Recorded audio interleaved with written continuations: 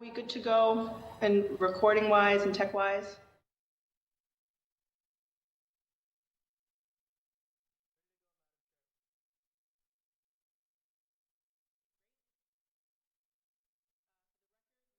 Gabriela Coletta Zapata, District 1 City Councilor, and I'm the chair of the Boston City Council Committee on Government Operations. Today is September 9th, 2024. This hearing is being recorded.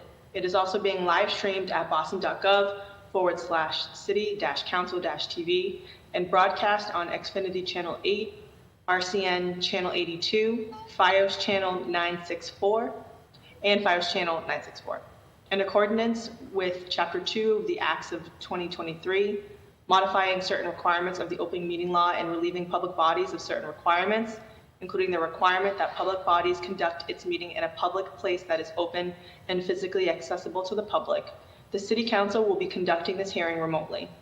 This enables the City Council to carry out its responsibilities while ensuring public access to its deliberations through adequate alternative means. Written comments may be sent to the committee email at ccc.go@boston.gov and will be made a part of the record and available to all councilors. Public testimony will be taken at the end of this hearing. If you are interested in testifying, please email our Central Staff Liaison, megan.cavanaugh@boston.gov for the link, and your name will be added to the list. This does not include the individual petitioners who we have reached out to provide their testimonies. If you have gotten correspondence from my Chief of Staff, Ellie Sanchez, you will be elevated to panelist shortly after testimony from BPD, union representatives, and then it'll be your turn, but I'll go through the agenda just after this. Today's hearing is on Docket 0926, a home rule petition for a special law regarding an act relative to raising the maximum age requirement for entrance to the Boston Police Academy. This matter was sponsored by myself, Councilor Enrique Pepin, and Councilor Santana, and was referred to the committee on June 5th, 2024. I see we've also been joined by Councilor Santana, and as typical with other council hearings, I will provide my colleagues the opportunity to provide opening statements. I will go to the lead co-sponsors first, so that means that the order will be Councilor Enrique Pepin, Councilor Santana, Councilor Flynn, then Fitzgerald, Councilor Louis-Jean, and then Councilor Murphy. At this time, I will pass it over to Councilor Pepin for any opening remarks you have. Madam Chair, thank you so much for hosting this hearing today. It's an honor for me to be here with all of my colleagues. For those of you who don't know me, my name is Enrique Pepin, District 5 Boston City Councilor. Proud to be one of the original co-sponsors of this hearing, and I'm proud to say that I'm probably one of the councilors that has submitted the most home rule petitions to help Boston residents become police officers over the age of 39, and that's one of the reasons why I did become a co-sponsor for this. There's a lot of residents in my district that are willing to be police officers, are physically capable, are mentally capable, are ready to serve our city as a police officer in a time where I know that our police department is hoping to get a lot more on the police force. I've been very proud to vouch for them, and I'm here to work with my colleagues here to find out a solution and hopefully make it easier for folks to become police officers in our city. But with that, I do just want to say thank you to you, Madam Chair, for hosting this, and looking forward to the conversation. Thank you, Councilor Pepin. Thank you for keeping us busy this spring with the multiple home rule petitions that have come through this committee. So I appreciate your partnership in this work. Councilor Santana. No, Madam Chair, thank you so much. And good afternoon, everyone. Really happy to co-sponsor this hearing. As the Councilor Pepin mentioned, I think there's barriers right now to becoming a police officer, and I think this is an easy one that we can find a solution for, to give the opportunity for more residents to become police officers. We are not, we're spending the time to give them the opportunity to, go through the process to become a police officer. So I'm looking forward to the conversation today. Looking forward to questions people may have, and again, thank you so much for your leadership on this, Madam Chair. Thank you. Thank you, Councilor Santana. Councilor Flynn, and then Fitzgerald. Thank you, Madam Chair, for chairing this important committee in this important subject matter. I'm in support of this home rule petition to raise the maximum age requirement for entrance to the Boston Police Academy. Since I have been on the City Council, I have consistently advocated to hire more police officers every year for the next 10 years due to overstretched resources, forced overtime, and a looming retirement crisis. The Boston Municipal Code mandates that the number of police officers on the force shall at no time be less than 2,500. We are currently under this number, around 2,200. Across District 2, particularly in downtown Boston, Downtown Crossing, Boston Common, Copley Square, South End, South Boston, I have heard from many neighbors on the need for a stronger police presence where crime and illegal activity, particularly relating to drug trafficking, has become visible. Just last month, I filed a hearing together with Councilor Murphy to discuss Boston Police staffing levels. There are many people who want to serve in the Boston Police who are currently above the age limit of 39. We should support this effort to raise the maximum age limit to 45. Give these young people an opportunity to serve a city that they love. Thank you, Madam Chair. Thank you, Councilor Flynn. Councilor Fitzgerald, and then Councilor Louis-Jean. Thank you, Chief. No, just happy to be here. This is obviously, I myself have also put one of 4 of these age waivers, and actually just got back from visiting the police academy this morning and talked to them about it there. And so I am happy to dive into it and see what we got going. But thank you so much, Chair. I appreciate it. Thank you. Councilor Louis-Jean.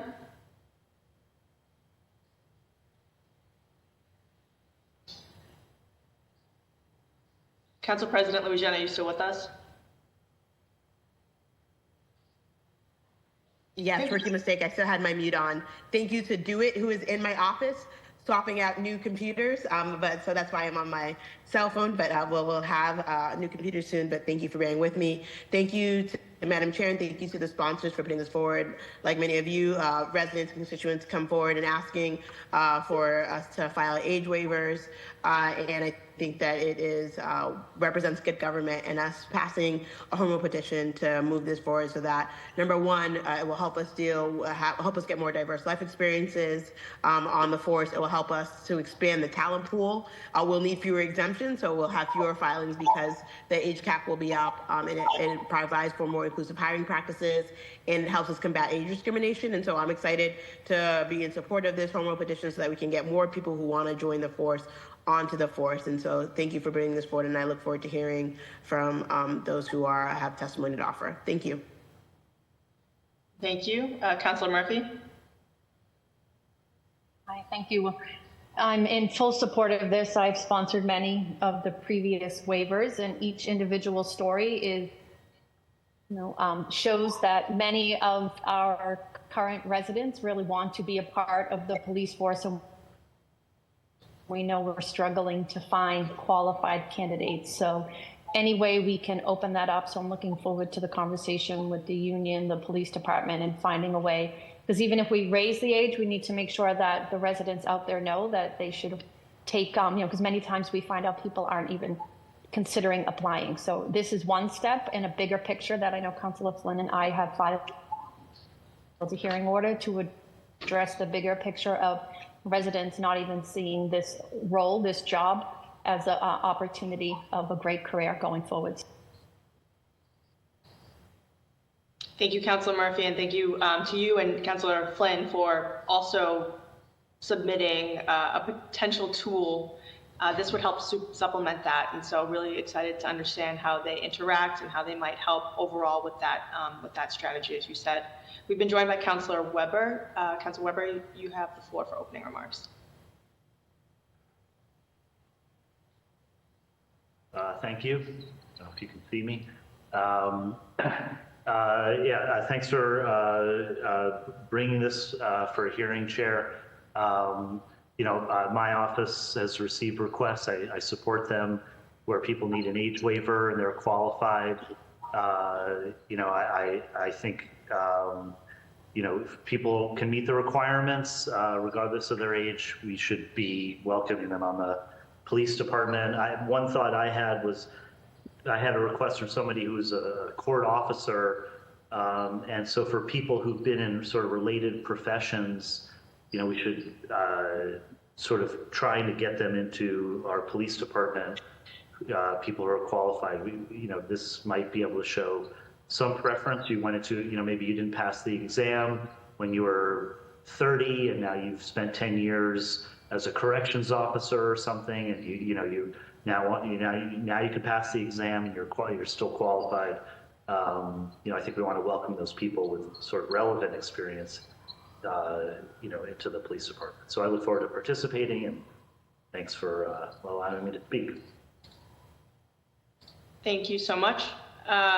Seeing no other counselors, I will recognize them as they come in, but just briefly, just echo the comments of folks, and thank you all again for your participation. I hear every single day that we need more police officers, that there is a shortage.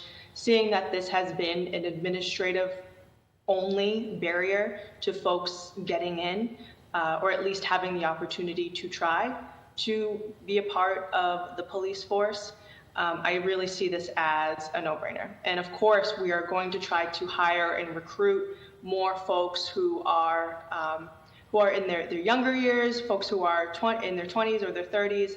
But for individuals who are willing to make either career shift or have so much dedication and admiration and respect for police officers that they themselves want to become one, I think really says a lot about them and their character and their commitment to the city of Boston. So that's why I really see, instead of us doing one home rule petition, one age waiver by age waiver, and sending it up to the State House, why not at least give these folks the opportunity to overcome this administrative barrier, to get the test scores that they need to pass the physical tests when the time comes to it. So this is really, again, a no-brainer for me. I do just want to outline how I think today should go for everybody listening in that's on the call. I know we have some folks that are waiting to provide testimony. So I will pass it over to the administration's representative. This is Lisa O'Brien, who is the Bureau Chief of Administration and Technology of the Boston Police Department. And then after that, we will hear from a couple of union reps. We reached out to Larry Calderon, who I believe is here, from the Boston Police Patrolmen's Union. We also have Izzy Marrero from the Latino Law Enforcement Group of Boston.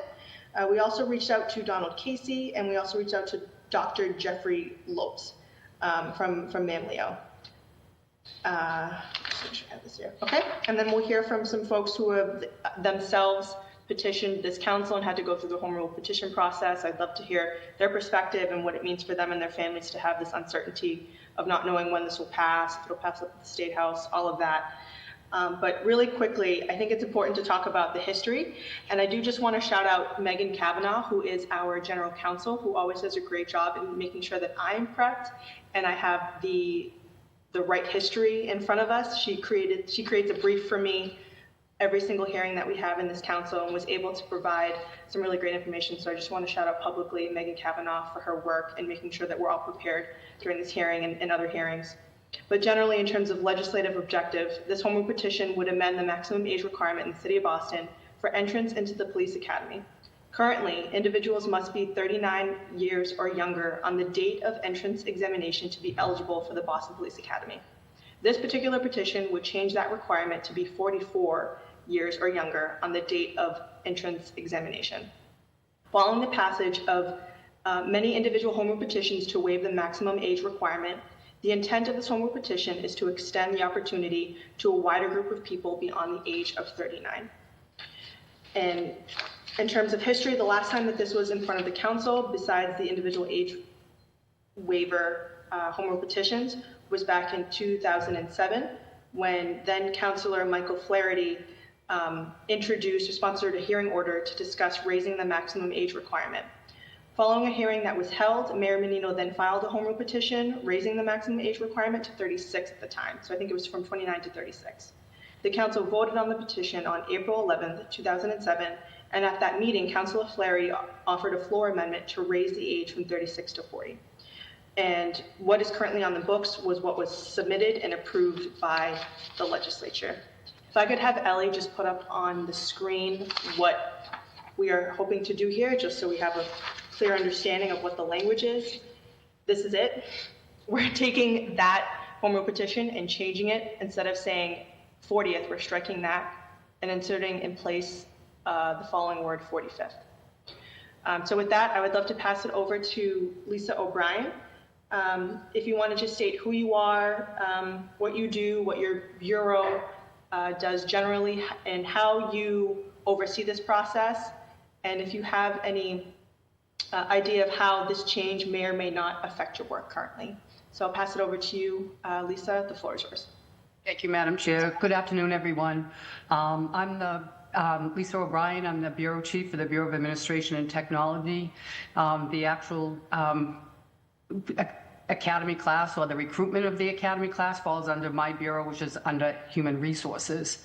So we basically work collaboratively with the academy, but also with recruit investigations, because that's a major component of the recruit process.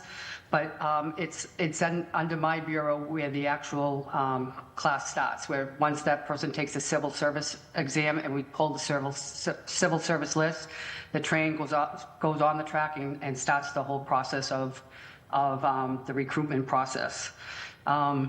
I also want to point out that the commissioner has no objections of raising the age to 45. I actually think it would be a very positive thing.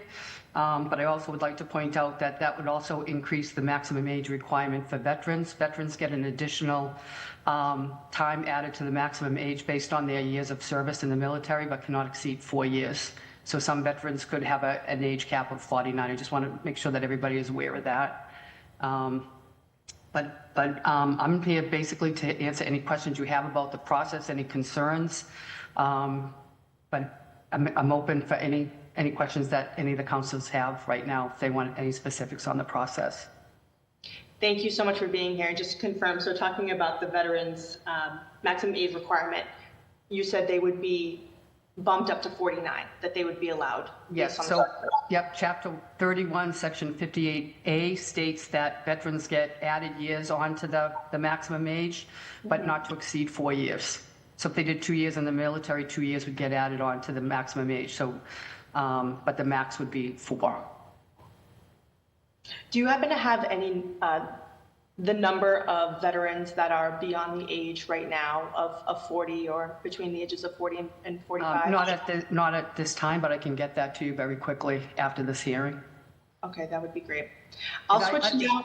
Oh, go ahead. I'm sorry. I just wanted to point out too that, we do see a lot of home rule petitions obviously come here, and sometimes you feel bad for the candidates because it's a process, like you said, Madam Chair, and sometimes they don't have it on time for the start of the class. So, and these are viable candidates that we could use here at the Boston Police Department.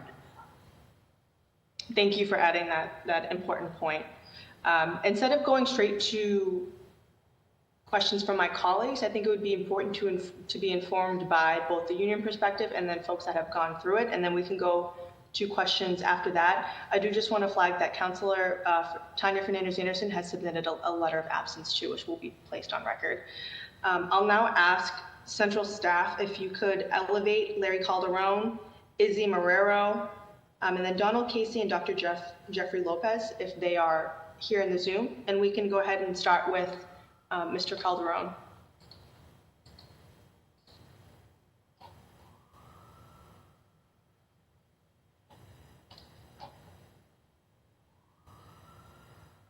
Hi, Larry. You're on mute.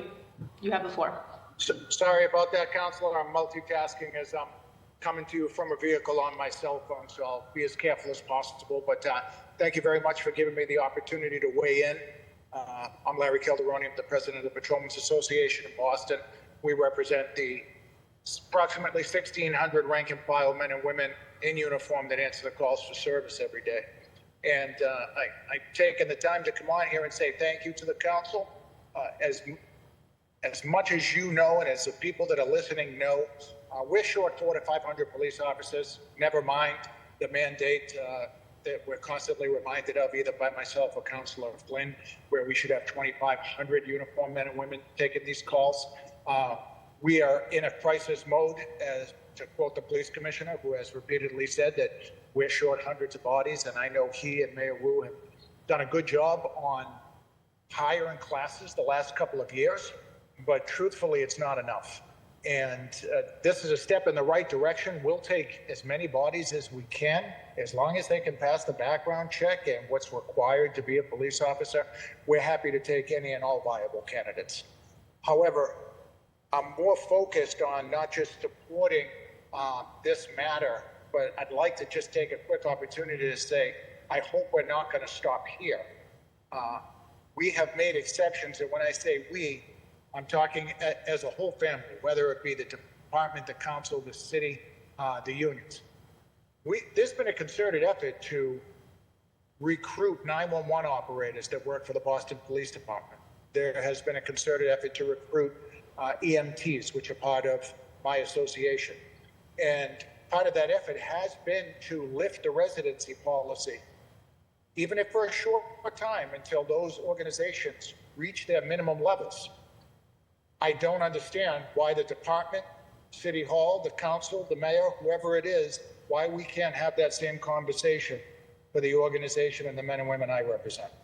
As much as this is a good thing, it will not have an immediate effect in high numbers. We're looking for high numbers. We're looking to be treated like EMS, like the 911 operators. We need hundreds of officers as quickly as possible. So again, I want to say thank you, but I also am hoping to jumpstart a conversation on doing something about the residency policy as it affects the men and women and the families I represent that serve you and the general public daily in Boston. With that, again, I say thank you, Councilor. I appreciate the time and opportunity.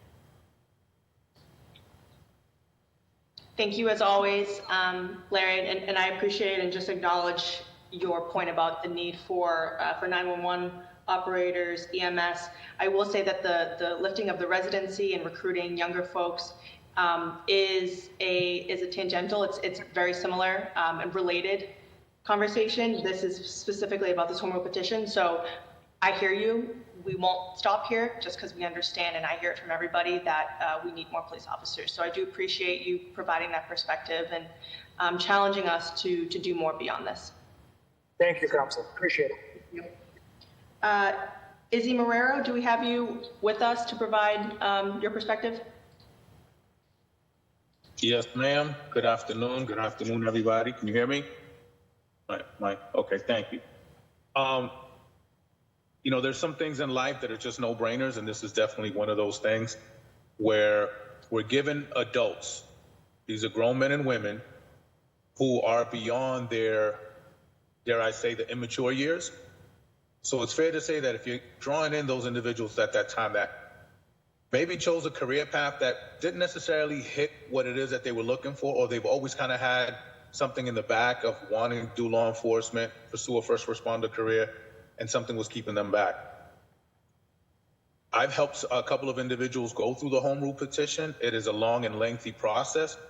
All those individuals have gotten on. They're all quality folks. These are also members that work in other city agencies. So you already have a bit of a background on these individuals that are trying to become police officers. Raising the age opens it up substantially for folks that want a career in law enforcement to help come in and do that. Obviously, we got to make sure that they're all physically fit, mentally fit, just like we do with everybody else.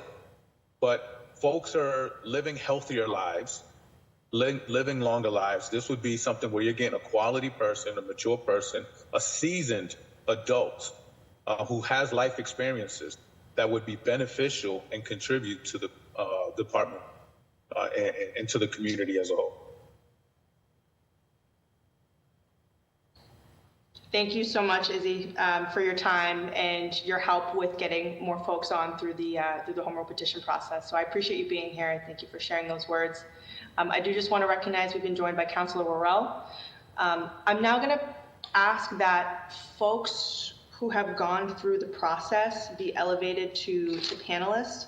I have Alex Guzman, Max Henderson, Elsie Barbosa, Adam White, Jean Roseni, Kenny Gatto, and Chris Glaropoulos.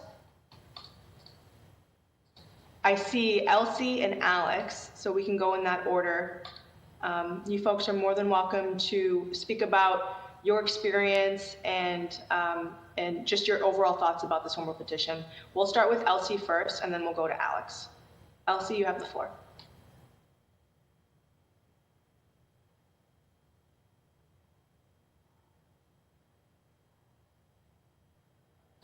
Okay, maybe we'll circle back to Elsie. Alex, I see you're ready and on camera. Oh, Elsie, are you with us? Yeah, sorry, I was muted. Can you hear? Nope. So, we can hear you. Please feel free to go ahead and talk about your experience. Hi, we can hear you and see you, and then Alex will go to you afterwards. okay, so I'm 40, a mom of 2. I actually applied back in 2015, and by the time I was called, I was running into headquarters at 9 months pregnant. And so after a while, I did have to withdraw because of the baby. And fast forward some years with COVID and everything, and just life, I wasn't able to reapply. I wasn't in that space, but I always had it in the back of my head that I did want to do it. And before I knew it, I was turning 40.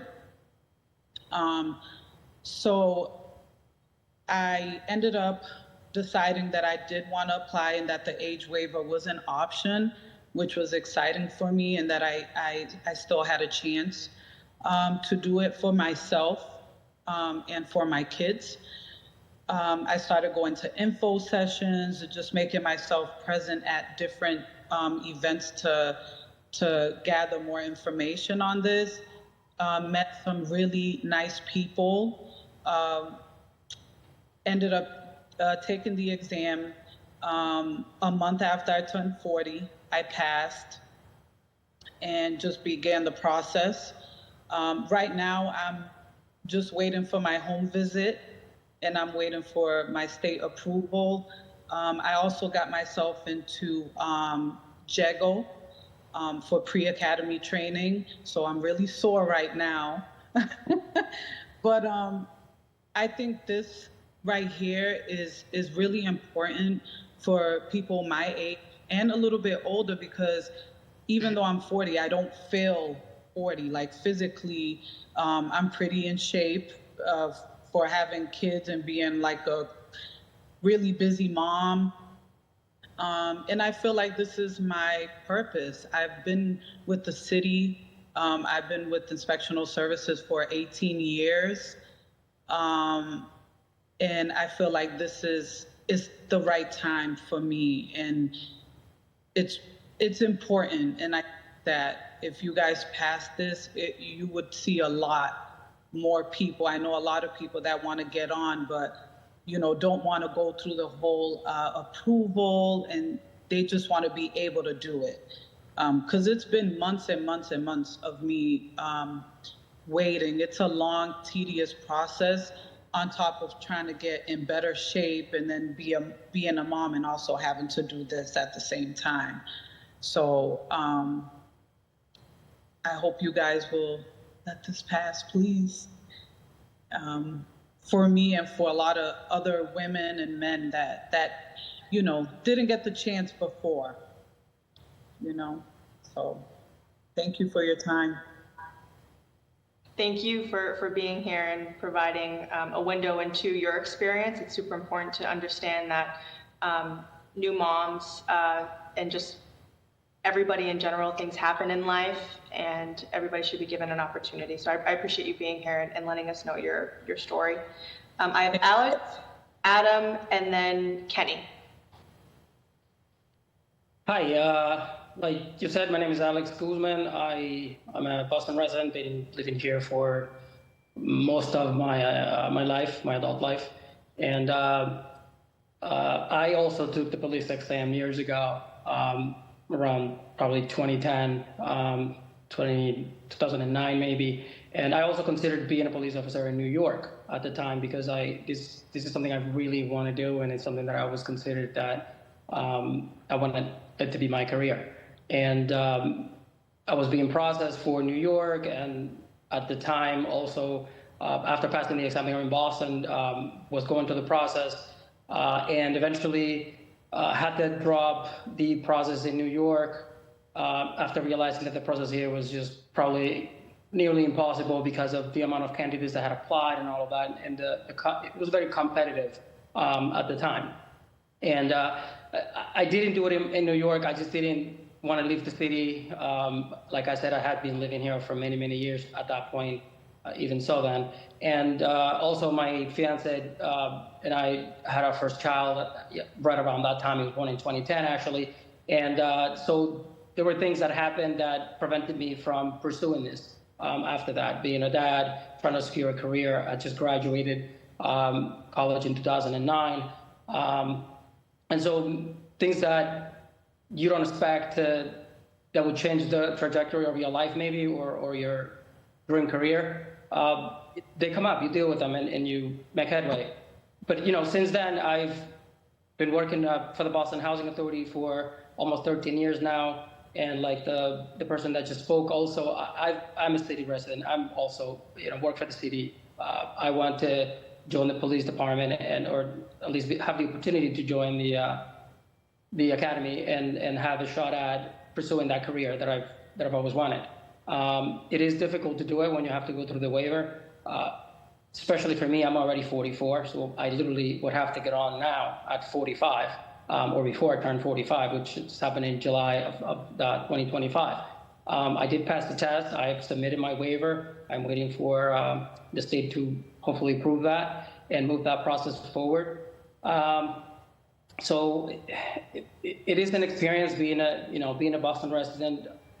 Yes, I understand that there's a need for all the candidates, and maybe lifting the resident requirements would be important for more candidates to be able to apply. But I think it's important to give the space and the opportunity for Boston residents, even if it's at a later age, to participate and have the opportunity to join the department. I think if you live in Boston, you appreciate the city, you respect the city, and you fight for your city, even so, more so than someone that comes from outside. Not to say that they wouldn't care, because if they're in the career of law enforcement and public service, obviously they would exercise that to the best of their ability. But again, if I'm given any opportunity, this is something I've always wanted to do, and I'm physically ready, I'm mentally ready. I don't feel 44 by any means. I probably look it, I don't know, but I certainly don't feel it. And so I'm looking forward for the opportunity, and hopefully this happens for me and many other candidates that would add to the police department to bring that experience, life experience, and be in a more mature state of life because of your age and the life experience that you've gone through, the jobs you've held, and things of that nature. So thank you, and again, hopefully I'm given the opportunity and I can pull this through. Thank you so much, Alex, for being here, for your time and your commitment to the city. I appreciate you and your remarks. Next up, we have Adam, Kenny, and then Jean. Yes. Adam, if you'd like to go next, you have the floor. Yes, hello.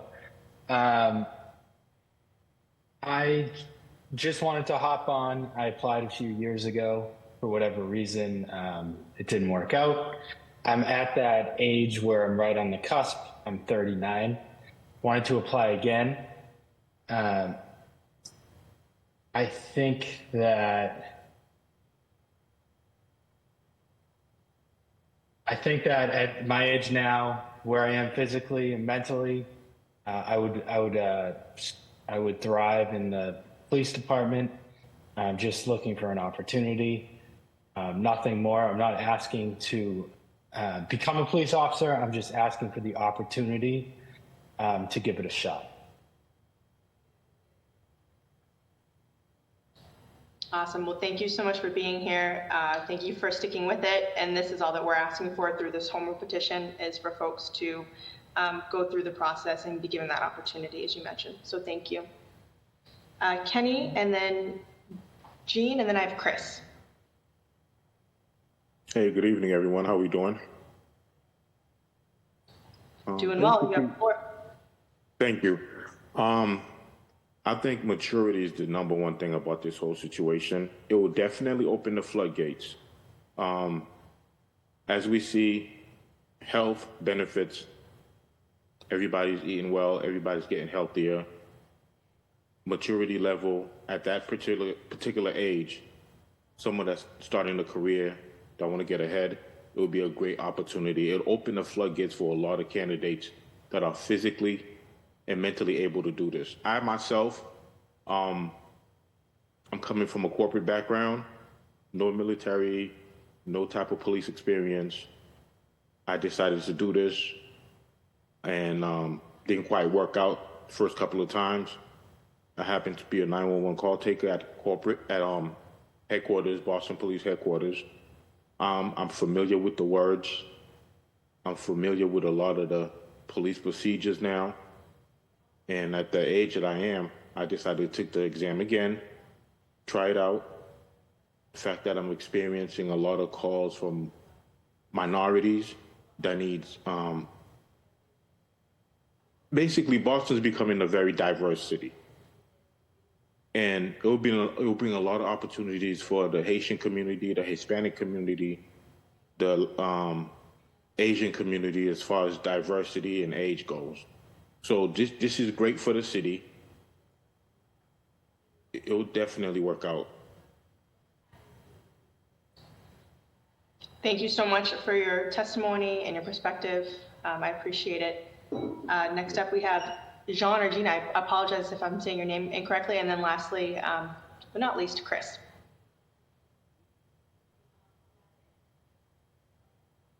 Jean, right? Yes, Jean, please go ahead. Hello, my name is Jean Rosny, and I decided to join the Boston Police. Wanted to be able to be part of the community and experience being a police officer as well. I've worked security, and I worked side by side with police officers, and I did enjoy that. Now that I'm a little older now, and to be truthful, I was told that the cut age was 45. So there is a rumor out there that's saying that the cut age is 45, and it's actually not. And I did take the exam. I did pass the exam, and I did learn that the age waiver is, nothing has changed yet. Not sure where these rumors are coming from, but I did hear it, and I was trying to beat that. And unfortunately, I was told that no, that nothing like that has happened. But I do think it is a good idea to extend it, the age waiver. You have a lot of guy my age that still looks young. They still wants an opportunity, to be a police officer. And I don't think it's a good idea to, because of the age, as long as they can do the job and they fit for it and they can pass, I think they should be given that chance, to be a police officer. And again, you have other people like myself who wants to try a lot of things, who wants to try different career fields to see what really suits them. And then you have life also gets in the way. You have parents that has kids, and they have to make life choices, and then you have people where their mother gets sick and they also have to make life choices. And then when it's that time, then we go for our dream, or we go for the career that we desire. Thank you so much for your testimony, and I appreciate your time and appreciate you being here. Thank you so much, Sean. Thanks. Okay, and next we have Chris. Hello, Madam Chair and members of the City Council. My name is Chris Garopoulos. I'm a current resident of East Boston. I believe this act would help in many ways the police department, future candidates, and its constituents. With the current climate of fewer people wanting to become police officers, coupled with candidates that have wanted to become officers, when there was a hiring freeze, now being past the age limits to apply, the pool of potential officers has been historically low. Raising the age limitation would help the department find more quality applicants. therefore putting more quality officers on the street. Because of the hiring freeze, the candidates who were interested in becoming an officer were forced to wait and ultimately became too old. If this law passes, there will be a larger pool of people to choose from to become great police officers. The age limit raised would not allow unworthy candidates on the job because they would still have to pass the intense screening background and the interview process. The candidates would also have to pass the rigorous 6-month police academy that tests your physical fitness and academic abilities. The person over the current age limit will have to be even stronger and more determined to be able to pass these demands. The most determined candidates will keep up with persons half their age. I also think having officers of a more mature age on the job would be helpful. Police officers have to understand, problem solve, and empathize with the public. A person who has lived and had several different occupations would better understand the needs of their community, especially when dealing with the community at their most stressful times. The current age is 21 to become a candidate, and although you are most likely at the top of your physical fitness, your maturity and depth of life is much more limited. A person who has lived several years in the private sector, then trained as an officer, is more likely to be able to assist the public's needs during duress. I know personally I am a much more intelligent, understanding, empathetic person than I was when I was 21. I am proud of where I am now after the lessons I have learned from life. My wife has also been a police officer for the city of Boston for 18 years, and we did not know about this Home Petition Act. She approached officers that were over the age and inquired how they were able to be hired. They explained that this process is limited to people who have this knowledge. If I had known this, I would have used this act when I applied 4 years ago. I'm excited I'll be finally given this opportunity, but I believe everyone in the city of Boston should be afforded the same opportunity. Being a person that has grown up in Boston and never left the city, I've wanted to become a police officer many years, but it never seemed like it would be possible. Because of this petition, it might actually happen. I thank you for your time and consideration. Thank you so much to East Boston resident Chris Garopoulos for your testimony. I'll now pass it to my colleagues for any questions, comments, or concerns they might have, and can be directed for those folks who are still on the call. It looks like we have full participation of everybody. I'll first go to Councilor Pepin, Councilor Santana, Flynn, Fitzgerald, Louis-Jean, Murphy, Santana, Weber, and then Worrell. Councilor Pepin, you have the floor. Madam Chair, thank you so much again for doing this, and to those that just testified, thank you so much for your time and your testimonies as well. Lisa and Larry, thank you so much for the work you do on the official side, and to Elsie, Alex, Adam, Kenny, Jean, you guys all, your stories are all very fascinating, and just I'm very thankful that we have people like you that want to serve the city of Boston. So thank you for that. I do want to start off with a question to Lisa. Before all this happens, what is the current process for someone that receives an age waiver? What is your recommendation? Do people usually take the test first and then apply for the home rule petition? Is it the other way around? What's the entire process? Can you let us know? The ones that I've seen in my tenure here, they usually apply for it after they take the test. As I understand with civil service, anybody can take the civil service exam at any age, but obviously each town, each municipality either has the state limit, which is 32 or was 32, but now it's 39 for Boston. But I've seen, and just to be clear, that the day you sit for the test, if you're 39 and you turn 40 in the academy, you obviously still move forward to proceed to the academy process. But I've seen the petitions come through as they're going through the recruit process and coming down to the wire to like 3 days before the class even starts, that they still haven't got the home rule petition back from the state. So, and that's pretty tough, because just to get into the academy, you have to take the MPTC, the PAT, you got to go through a pretty aggressive, physical, psychiatric evaluation, along with the recruit investigation. So that in itself is like a 6-month process. And I've just seen them either come in at the last minute, or they don't get it on time. And it's heartbreaking for them. Right. And in terms of the test, when you take the test, how long does that qualify for? Like, how long until you have to take it again? Is there a certain time frame?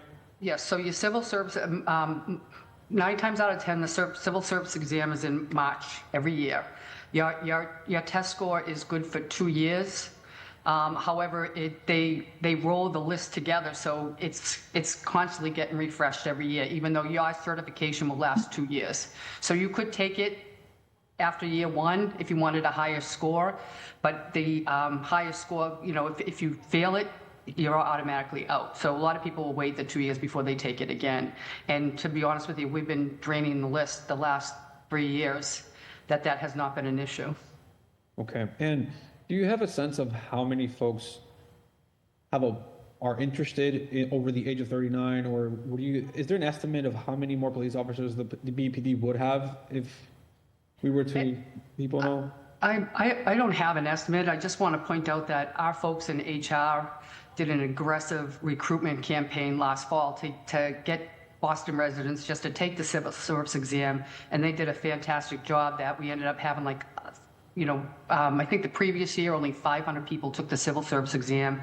We got it up to 1,000 to take it. But I just think if we have aggressive recruitment efforts like that, we would grab that class of people between 40 and 45 that are willing, that are mature, that are physically able. But I couldn't put an estimate, but I bet you would be significant, especially some people during that time frame like to make career changes too. Gotcha. And I guess the last question I have for you, Lisa, is, I always like to have both sides of the table presented here. Is there a reason why we wouldn't do this? Is there anything that you see be a challenge? Obviously, I want to see this pass, but I just want to be ready in case there's a rebuttal. Is there anything that...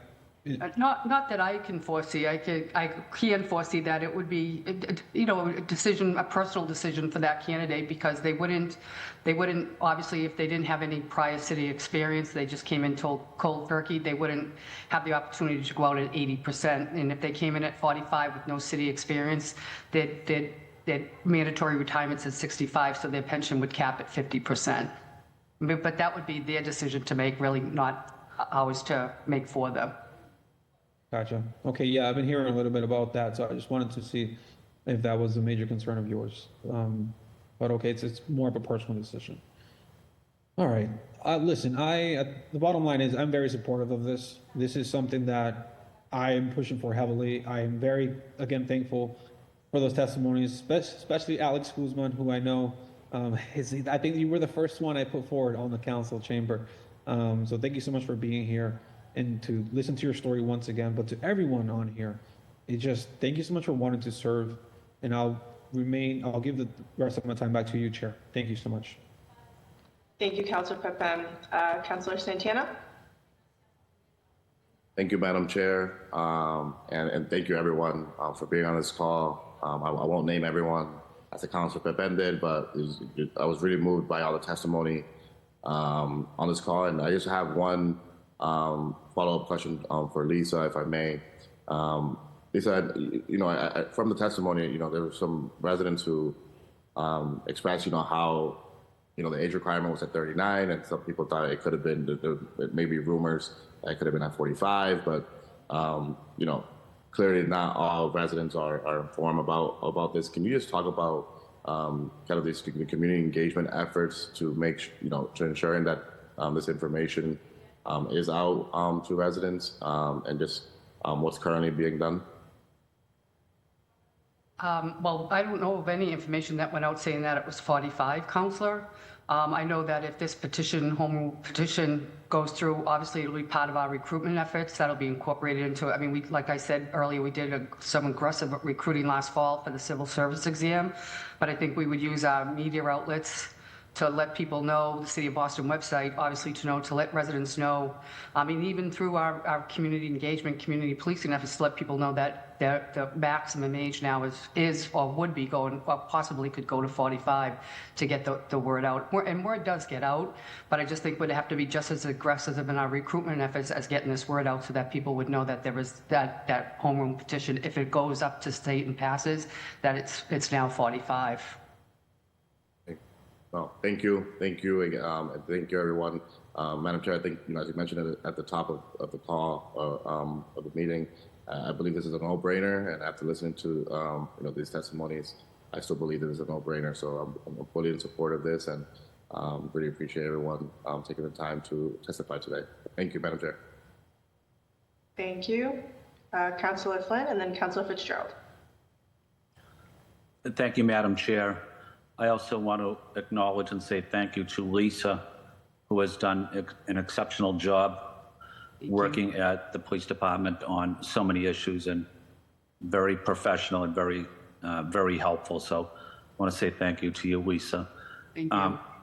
Lisa, you mentioned the mandatory retirement age. It's 65. Is that accurate? Yes, that's correct. Okay. I'm just throwing this out to anyone for a comment, whether it's Lisa or the chair. But I've heard from police officers that are getting towards that age, and I support the proposal that was presented. I think it's an excellent idea. But I also heard from police officers that are approaching the age of 65, 64, 63. They want to still continue serving on the Boston Police Department. They love the job. They're in great health. They feel like they have something to contribute, like my friend Sean, who was asking me about this. He's been on for a long time. But is this something that the Boston Police would like to see also, is to kind of increase the mandatory retirement age? To be honest with the councilor, we haven't had many discussions on that, so I really don't know. I know that at one point when I think I was just a kid at the time, there was a couple of police officers that were trying to get it to 70, but it didn't pass. But again, I couldn't speak to that right now because there's really been no discussions internally inside the police department about extending the retirement age. No, thank you, Lisa. And I bring that up because I also know when a lot of Boston police officers retire, they sometimes go to other city departments and do some other police work over there. But anyway, maybe to the chair, Madam Chair, is this something that we would ever consider as doing a home rule petition on increasing the retirement age? I certainly would consider it. I think we'd have to also look to raising fire and some of what the implications are for other public safety professionals. Lisa, do you happen to know where this lives, like in what statute, in either state law or? No, but I'll do some research after this hearing and get that to you. Okay, yeah, Councilor Flynn, why don't we circle back and figure out how we could potentially do that. Of course, there might be additional qualifiers where you would have to pass another physical exam or mental exam, whatever that is. I think we would have to put some things in there. But before I speak too soon, let's just look into it and see what we can do. Yeah, thank you, Madam Chair. And again, I support this. I think it's an excellent proposal. It's an excellent plan. A lot of people that have already had a career and want to join the police department, if they feel like they have something to offer to the residents of the city and to the police department, I think they should be given the opportunity to work hard, go through the academy, and be successful. And age should not be a deterrent for them. I know people in their 40s that are as competitive as anyone else. So I support this.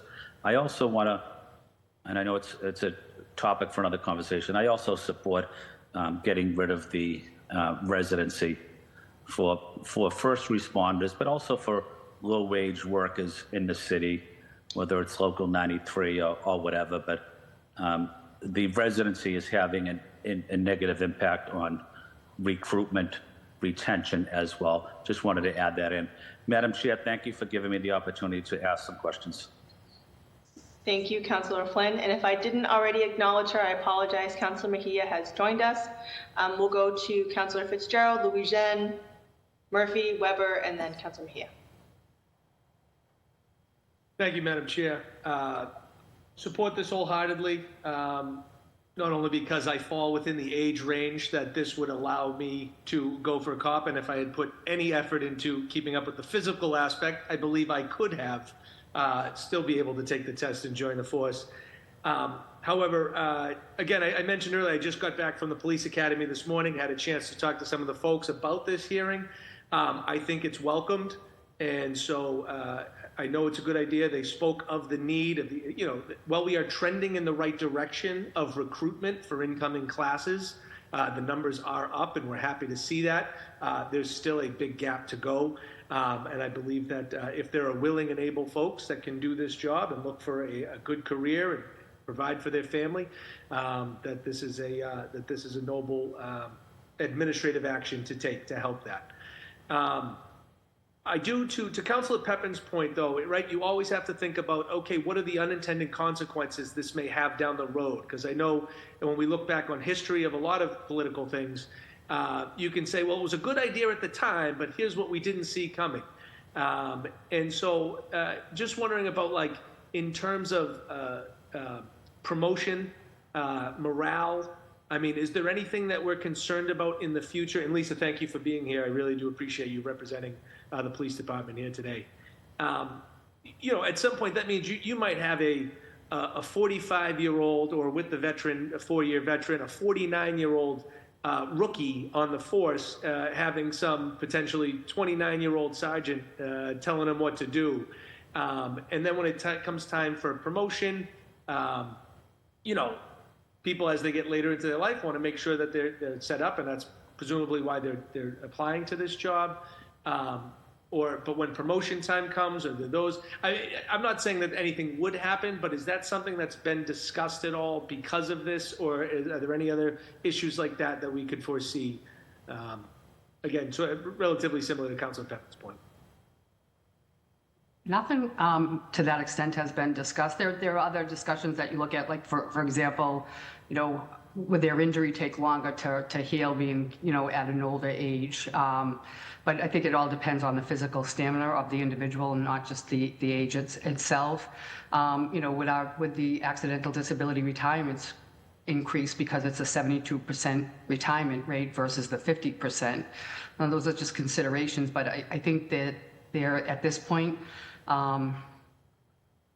isn't as significant as maybe increasing our population here at the Boston Police Department to get quality officers out on the streets of Boston. But we haven't really got into like the weeds of like what could happen down the road, because there always that. There always could be that 29-year-old sergeant, and you're a 45-year-old man, and you might even have a kid that's 29, But it is a paramilitary environment, and there's high respect for the ranks based on your civil service rank. So I think coming into that environment, that would not be an issue. Maybe for some, but not all. Yeah, no, and I don't want to speculate into any future scenario, right? Like, because we can't predict that. I agree. I do appreciate the paramilitary point, that respecting the rank, that goes well. And I just didn't wonder from a fiscal standpoint, right?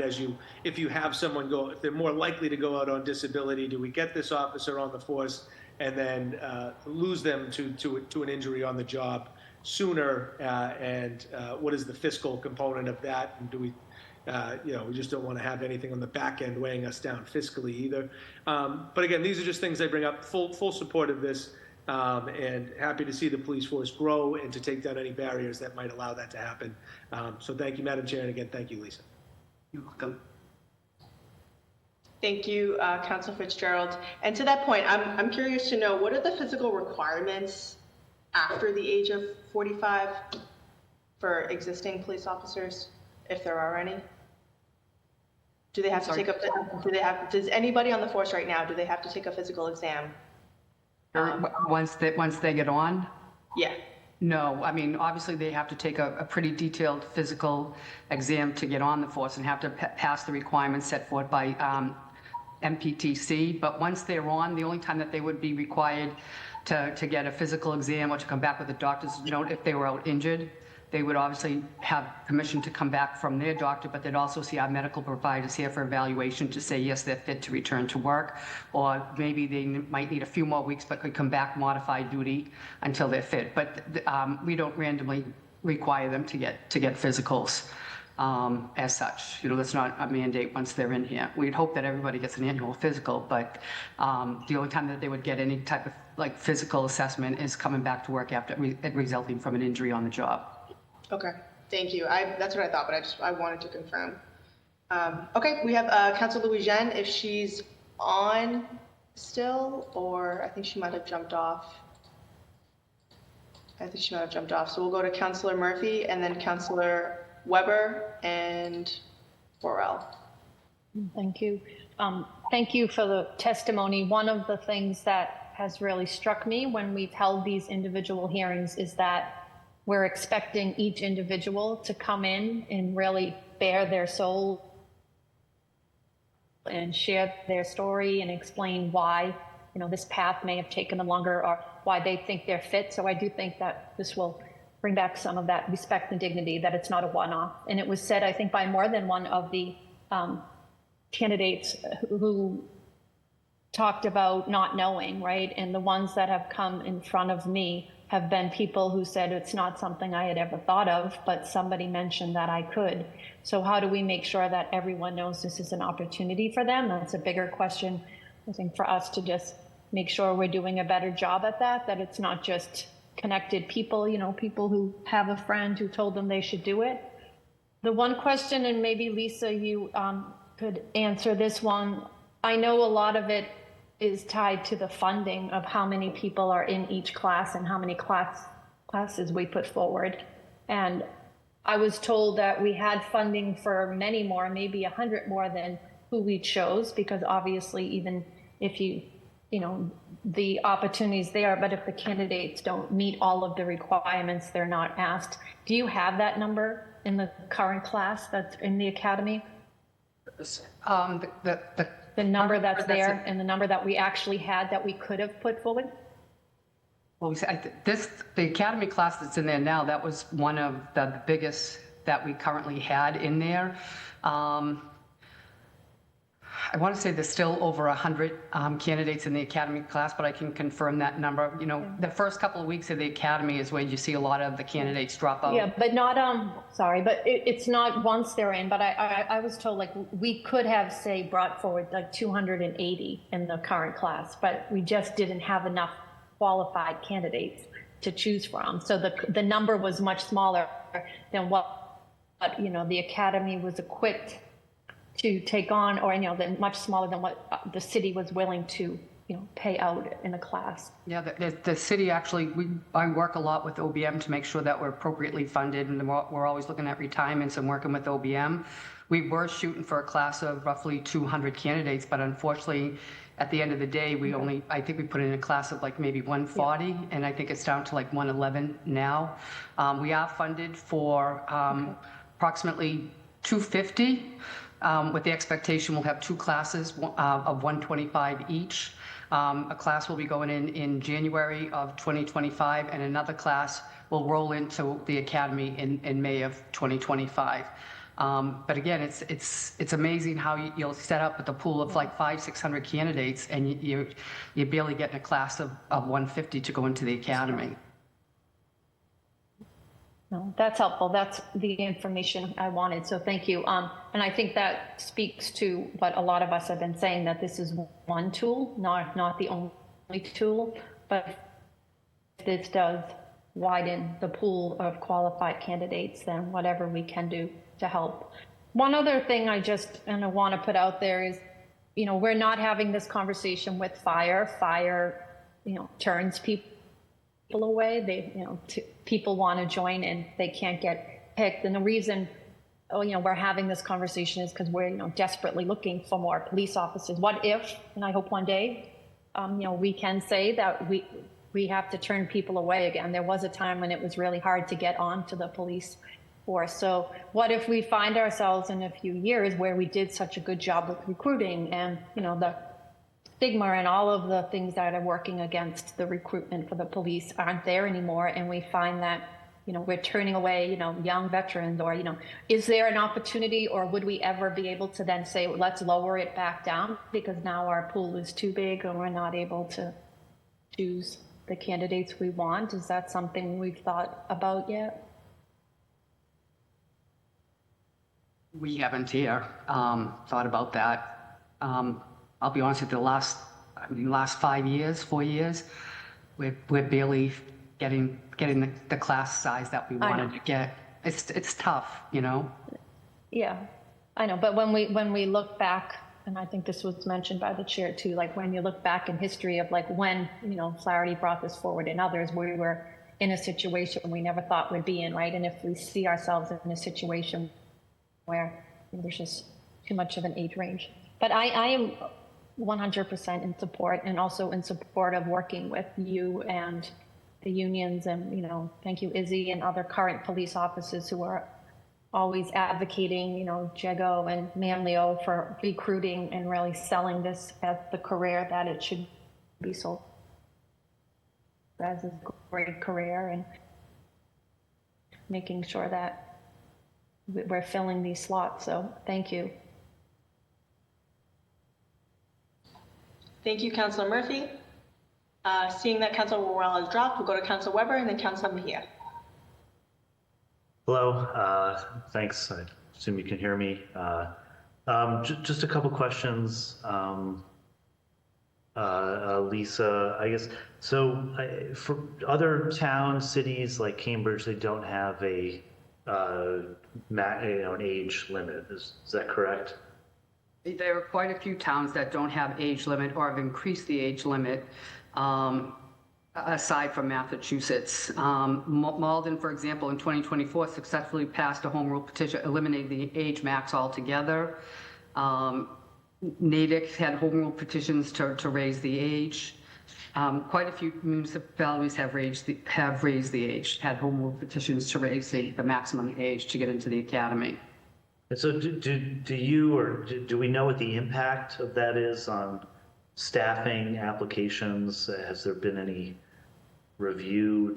Are these places having the same issues as us in terms of filling, you know, police officer positions?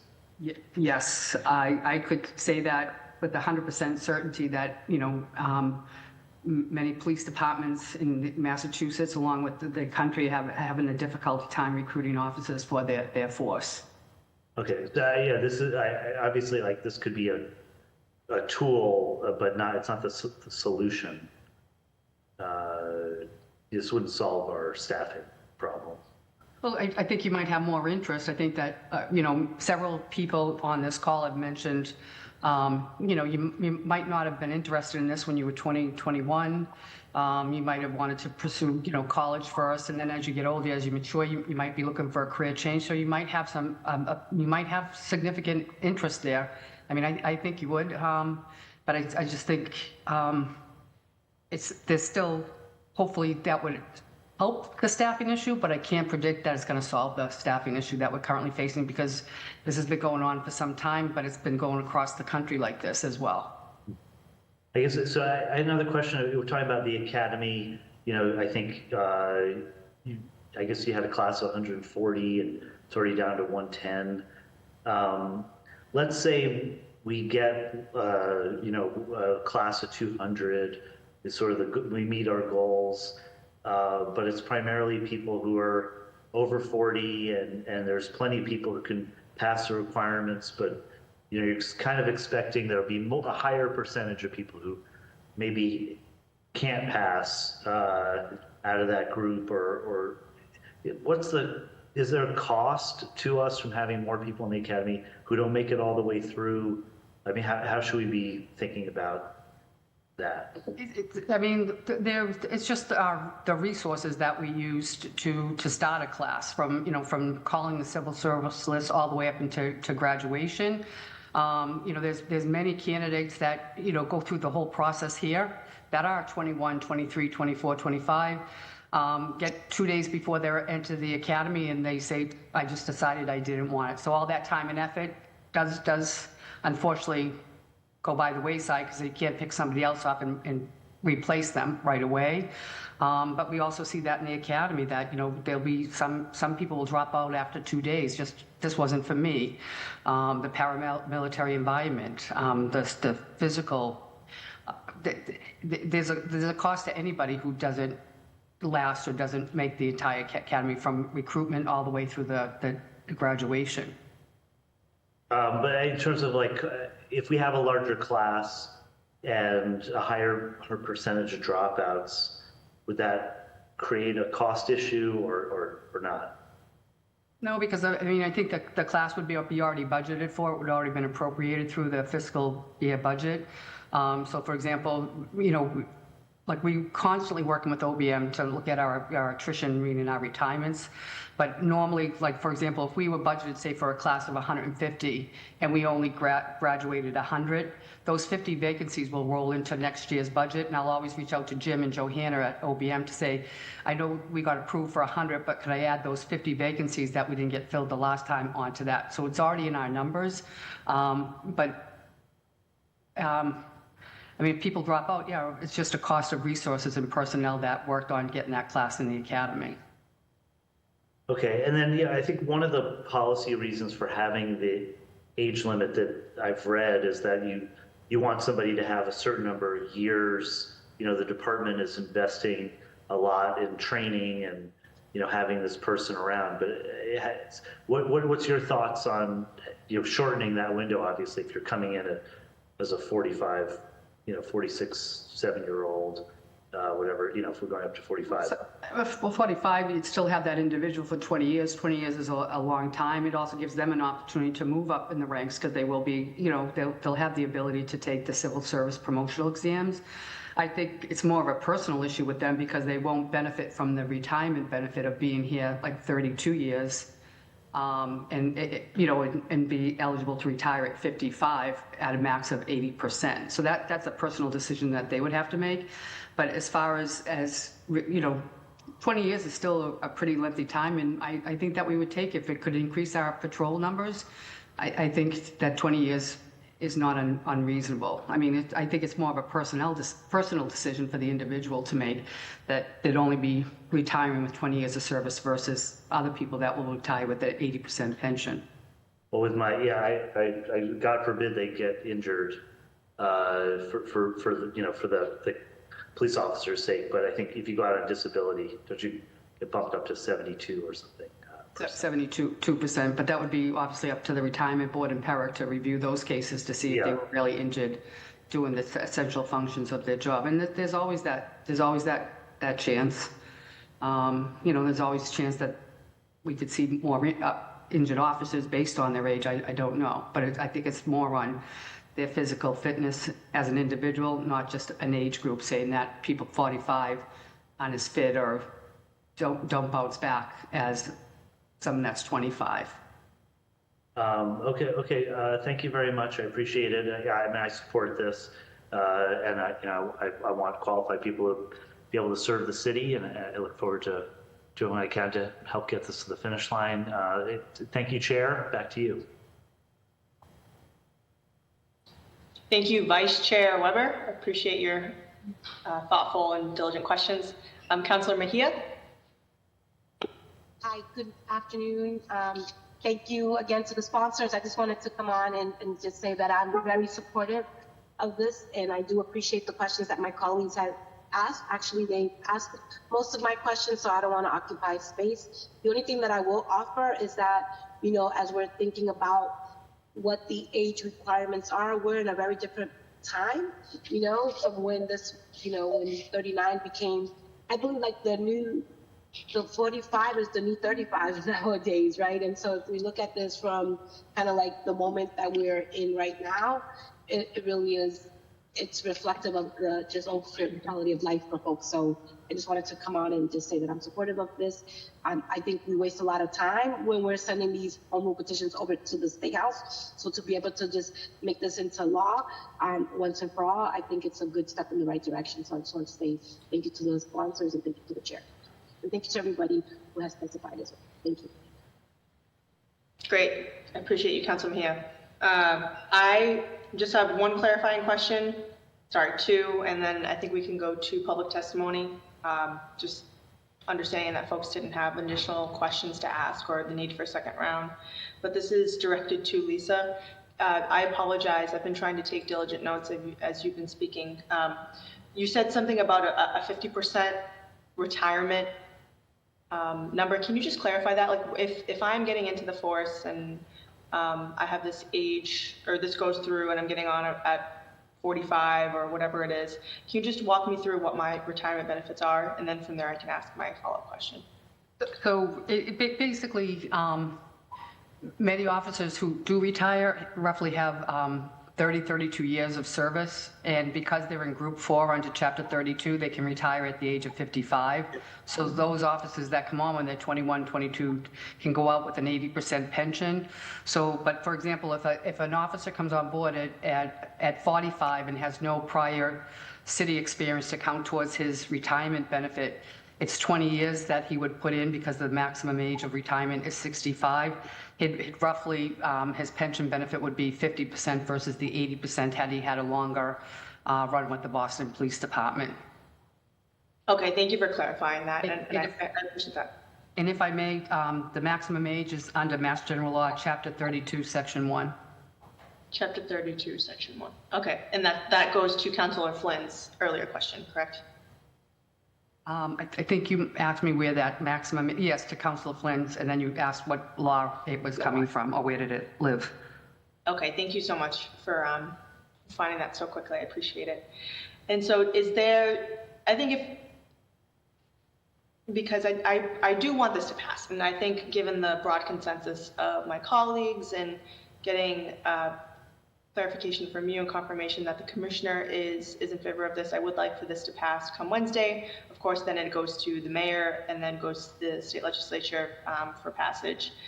In the event that this does pass, which I hope it does, do you foresee any legal need to have folks who do get on the force to be able to sign almost like a disclaimer, have something on file where they recognize that it is their personal decision to come onto the force, understanding that they will only get 50% of their pension?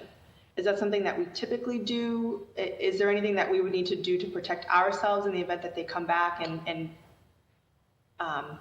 I don't believe so. I'd always run it up to the legal advisor if, as a possible question, but I doubt it. People are very well versed when they come into the city, and, we provide them a lot of information on their benefits, one of them being the pension that the city offers, which is very lucrative under Chapter 32.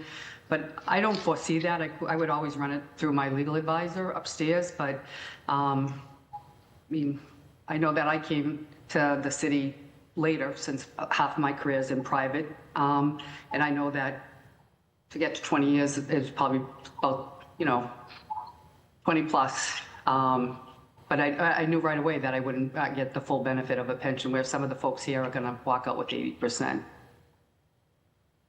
Thank you for clarifying that, and thank you for your commitment to Boston too. Coming in from the private sector to public is usually not the trajectory, so we appreciate you. A little bit of a change. Just a little bit.